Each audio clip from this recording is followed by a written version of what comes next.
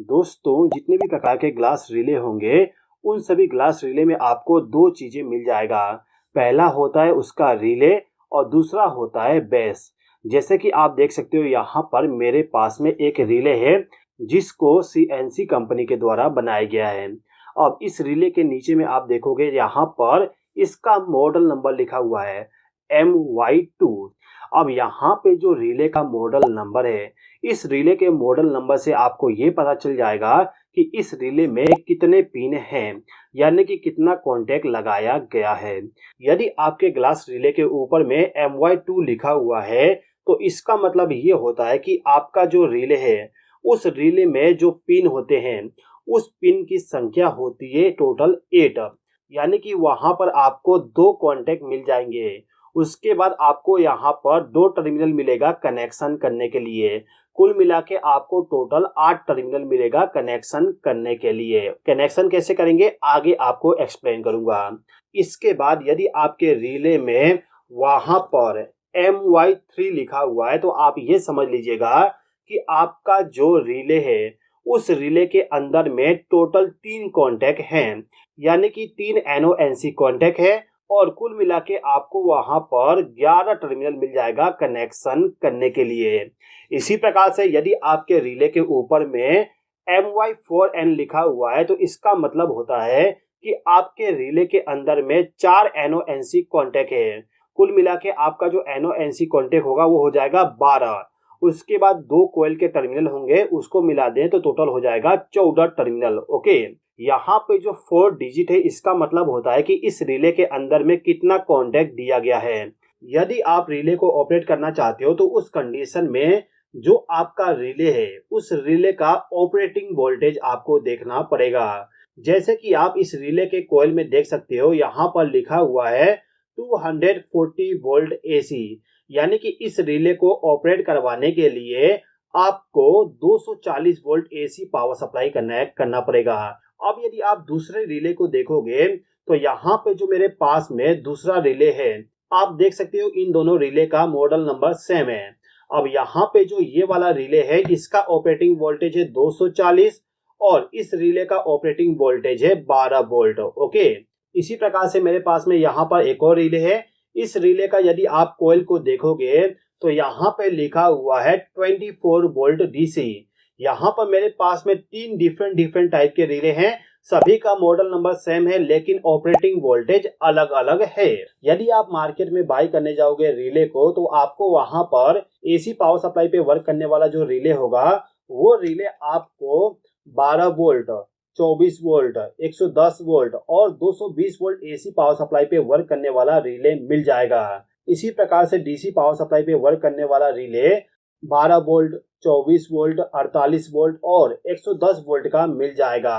तो ये हो गया हमारे रिले का रेटेड ऑपरेटिंग वोल्टेज। अब MY2N टाइप का जो रिले होगा उसका यदि आप सर्किट डायग्राम को देखोगे तो वहां पे आपको ये मिलेगा कि जो आपका रिले है उस रिले का जो 9 और 12 नंबर का टर्मिनल है वो दोनों के दोनों कॉमन टर्मिनल है। जैसे कि आप देख सकते हो इस रिले को हमने अभी के टाइम पर कोई भी पावर सप्लाई कनेक्ट नहीं किए हैं और इस कंडीशन में ये जो हमारा कॉमन वाला कॉन्टैक्ट है ये कॉन्टैक्ट हमारा इस पिन के साथ कनेक्ट है, तो ये हो जाएगा हमारा NC कॉन्टैक्ट।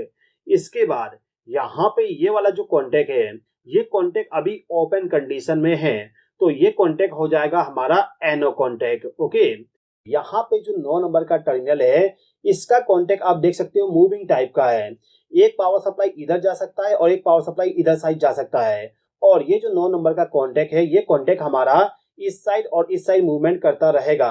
इसी प्रकार से 12 नंबर का जो कॉमन टर्मिनल है ये 4 नंबर के पॉइंट के साथ कनेक्ट है। ओके, इसके बाद आपको 5 नंबर और 8 नंबर का टर्मिनल मिल जाएगा NO कॉन्टैक्ट के लिए। तो इस सर्किट डायग्राम को देखने के बाद हमें ये मालूम चला कि जो हमारा रिले है इस रिले का जो 9 और 12 नंबर का टर्मिनल है ये दोनों टर्मिनल हमारा कॉमन टर्मिनल है, तो मैंने यहाँ पे कॉमन लिख दिया। इसके बाद जो 1 और 4 नंबर का टर्मिनल है ये हमारा इस पॉइंट के साथ कनेक्ट है, तो 1 और 4 नंबर का NC कॉन्टैक्ट हो जाएगा।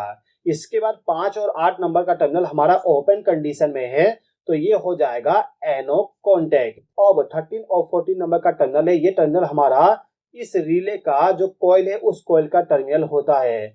चाहे आपका रिले एसी पे वर्क करने वाला हो या फिर डीसी पे वर्क करने वाला रिले हो, दोनों कंडीशन में 13 और 14 नंबर का टर्मिनल जो होगा वो कॉइल के लिए होगा। ओके, अब इसके बाद दोस्तों देखोगे कि आपका जो MY3N टाइप का रिले है, इस रिले में आपको 3 NONC कॉन्टैक्ट मिल जा रहा है, जो कि मैंने आपको पहले ही बता दिया।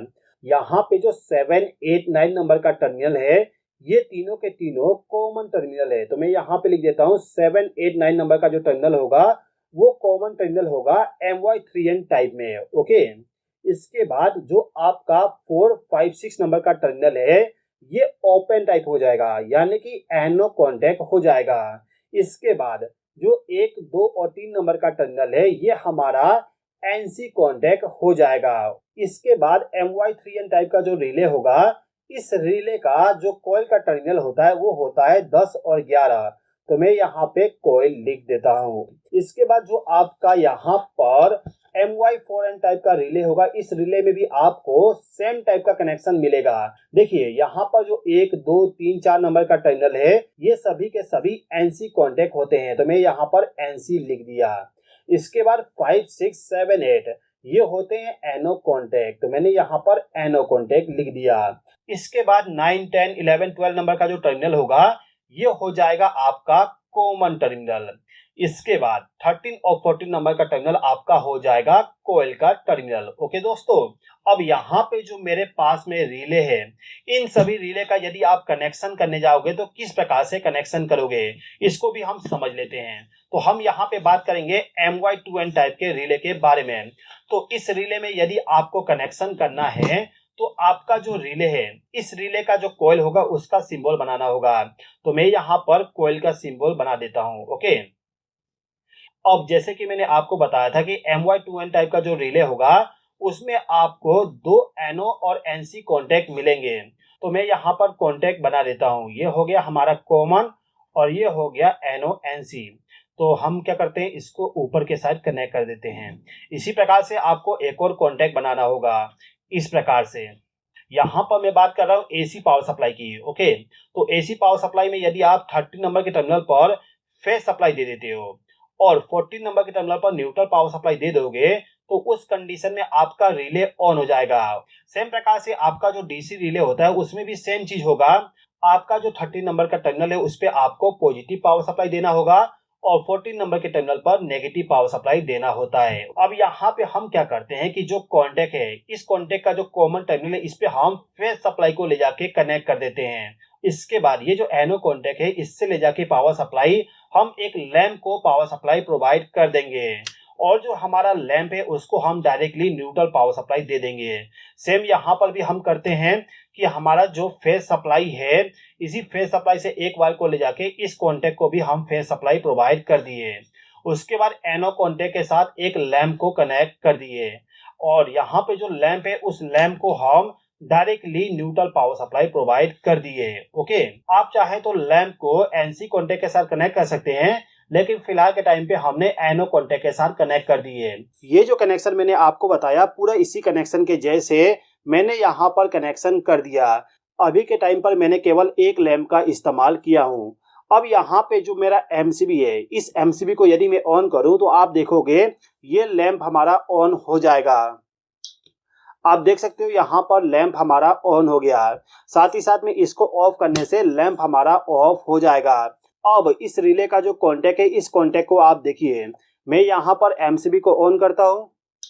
आप देख सकते हो कॉन्टैक्ट इसका चेंज हो गया। ऑफ करने पर कॉन्टैक्ट इसका दोबारा नॉर्मल पोजीशन पे चला गया। आप यहाँ पे देखिए कॉन्टैक्ट चेंज हो गया, दोबारा वापस चला गया, कॉन्टैक्ट चेंज हो गया, वापस चला गया। तो इस रिले का जो कॉइल है उस कॉइल को पावर सप्लाई देके इसका जो NONC कॉन्टैक्ट है उस कॉन्टैक्ट को हम चेंज कर सकते हैं और उस कॉन्टैक्ट के द्वारा हम किसी भी लोड को चालू और बंद कर सकते हैं। ओके, तो दोस्तों मैं उम्मीद करता हूं कि आपको ये वीडियो पसंद आया होगा। वीडियो पसंद आया हो तो इस वीडियो पर लाइक कर दीजिएगा और चैनल पर नए हो तो सब्सक्राइब कर लीजिएगा। इस वीडियो को देखने के लिए धन्यवाद।